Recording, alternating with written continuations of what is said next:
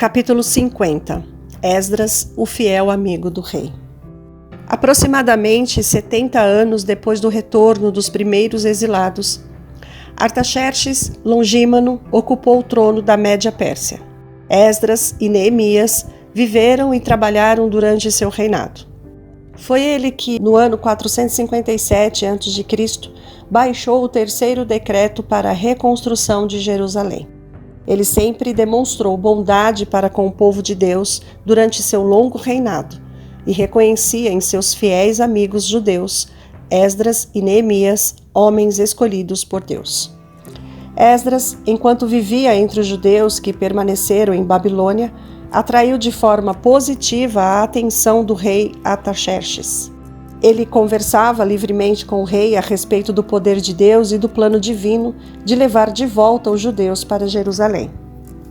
Esdras tinha sido educado para ser sacerdote e também estava familiarizado com os escritos dos sábios do reino medo-persa.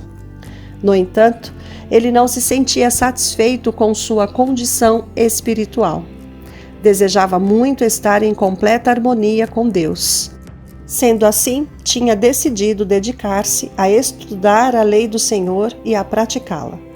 Esdras, capítulo 7, verso 10. Isso o levou a pesquisar os livros da Bíblia para entender por que o Senhor permitiu que Jerusalém fosse destruída e seu povo levado como escravo para terras pagãs. Esdras estuda para ser aprovado. Esdras estudou de maneira especial a promessa que Deus fez a Abraão, as instruções que ele deu no Monte Sinai e durante a jornada do povo pelo deserto. O coração de Esdras foi tocado e ele experimentou uma nova e completa conversão. À medida que aprendia a entregar a mente e a vontade ao controle divino, os princípios da verdadeira santificação passaram a fazer parte da sua vida.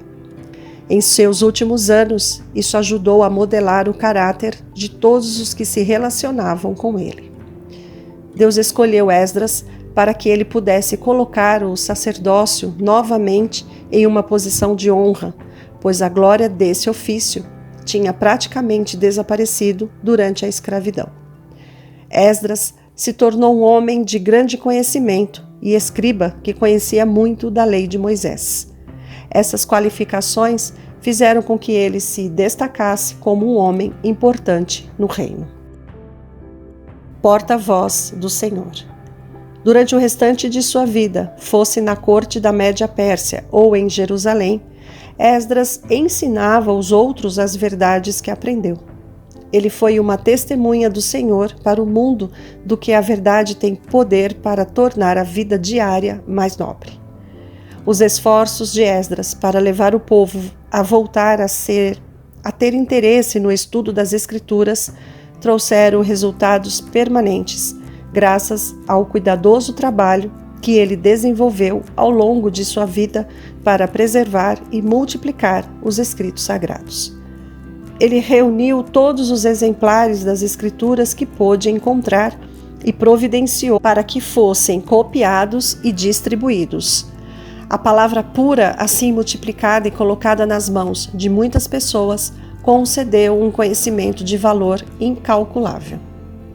A fé manifestada por Esdras o levou a falar com Artaxerxes sobre o desejo de voltar a Jerusalém para ajudar seu povo na reconstrução da cidade santa.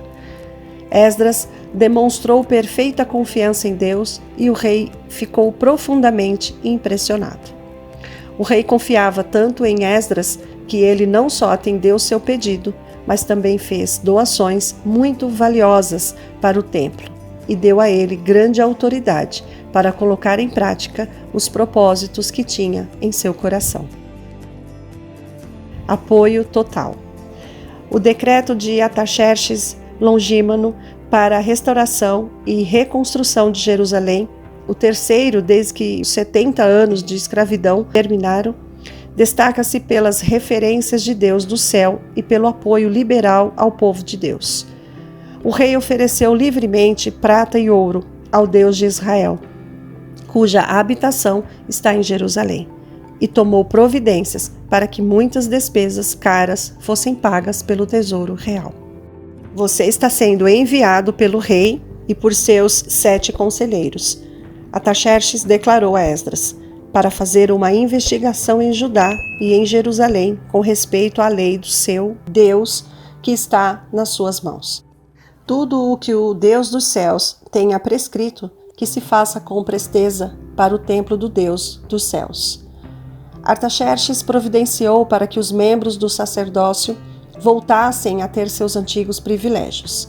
Saibam também que vocês não têm autoridade para exigir impostos, tributos ou taxas sobre eles, e tomou providências também para que fossem escolhidos funcionários civis para governar o povo. E você, Esdras, com a sabedoria que o seu Deus lhe deu, ele ordenou: nomeie magistrados e juízes para ministrarem justiça a todo o povo do território a oeste do Eufrates, a todos os que conhecem as leis do seu Deus, e aos que não as conhecem, você deverá ensiná-las. Assim, Esdras convenceu o rei a permitir o retorno de todo o povo de Israel, dos sacerdotes e levitas no reino medo-persa, que por vontade própria desejassem ir a Jerusalém. Esse decreto trouxe grande alegria aos que, juntamente com Esdras, estavam estudando os planos de Deus a respeito do seu povo. Bendito seja o Senhor, o Deus de nossos antepassados, Esdras exclamou, que pôs no coração do rei o propósito de honrar desta maneira o templo do Senhor em Jerusalém. O decreto de Artaxerxes. Nesse decreto de Artaxerxes, a direção de Deus foi evidente. Alguns perceberam isso com alegria, aproveitaram o privilégio de voltar sob circunstâncias tão positivas. No tempo indicado, os que decidiram voltar para Jerusalém se reuniram em um local marcado a fim de participarem juntos para a longa viagem. Mas a decepção foi que o número dos que aceitaram o chamado para voltar era muito pequeno. Muitos que adquiriram casas e terras tinham se conformado em ficar. Seu exemplo influenciou de forma negativa os que teriam escolhido avançar pela fé. Quando Esdras olhou para o grupo reunido, ficou surpreso por não ver ali nenhum levita. Esse grupo tinha sido separado para o serviço do templo. Os levitas deveriam ter sido os primeiros a aproveitar a chance de voltar. Durante a escravidão, eles haviam tido liberdade de continuar atuando como sacerdotes no exílio. Sinagogas tinham sido construídas e eles dirigiam o culto a Deus e instruíram o povo. Todos tinham permissão para observar o sábado com liberdade. No entanto, as condições mudaram depois que a escravidão acabou. O templo em Jerusalém tinha sido reconstruído e dedicado, e foi necessário ter mais sacerdotes para instruir o povo. Além disso, os judeus que ficaram em Babilônia corriam perigo de perder a liberdade religiosa. Nos dias de Ester e Mardoqueu, os judeus da Média Pérsia tinham sido claramente avisados para voltar para a própria terra. Seria perigoso para eles viver por mais tempo em meio às influências pagãs. Diante dessas novas condições, os sacerdotes que estavam em Babilônia deveriam ter logo percebido no decreto um chamado especial para voltar para Jerusalém. O rei e os príncipes tinham dado todo o apoio necessário, mas onde estavam os filhos de Levi? A decisão de acompanhar seus irmãos teria levado outros a seguirem seu exemplo. A estranha indiferença dos levitas foi uma triste revelação da atitude dos israelitas em Babilônia com relação aos planos de Deus para seu povo. Esdras enviou mais uma vez um convite urgente para os levitas se reunirem ao grupo. Mensageiros de confiança se apressaram para transmitir o apelo para que trouxessem servidores para o templo de nosso Deus. Esdras, capítulo 8, verso 17. Alguns que estavam indecisos finalmente decidiram aceitar o convite. Ao todo, cerca de 40 sacerdotes e 220 ministros, mestres e auxiliares foram ao acampamento. Todos finalmente estavam prontos. À sua frente estava uma viagem que duraria vários meses. Os homens levavam as esposas, os filhos e os bens que possuíam, além de um grande tesouro para o templo. Inimigos estavam de espreita, prontos para roubar e destruir Esdras e todos os que estavam com ele. Mas ele não pediu ao rei nenhum tipo de proteção. Tive vergonha, ele explicou, de pedir soldados e cavaleiros ao rei para nos protegerem dos inimigos na estrada, pois tínhamos dito ao rei: a mão bondosa de nosso Deus está sobre todos os que o buscam, mas o seu poder e sua ira são contra todos os que o abandonam. Por essa razão, eles decidiram confiar totalmente em Deus. Não pediram a proteção dos soldados. Não permitiriam que surgisse na mente dos seus amigos pagãos qualquer dúvida quanto à sinceridade de sua dependência de Deus. Sua força não viria do poder humano, mas do favor de Deus. Sua proteção dependeria unicamente de sua obediência sincera à lei do Senhor. Sabendo dessas condições, o culto de consagração dirigido por Esdras antes de partirem se tornou ainda mais solene. Ali, junto ao canal de Ava, Esdras declarou: proclamei em jejum, a fim de que nos humilhássemos diante do nosso Deus e lhe pedíssemos uma viagem segura para nós e nossos filhos, com todos os nossos bens.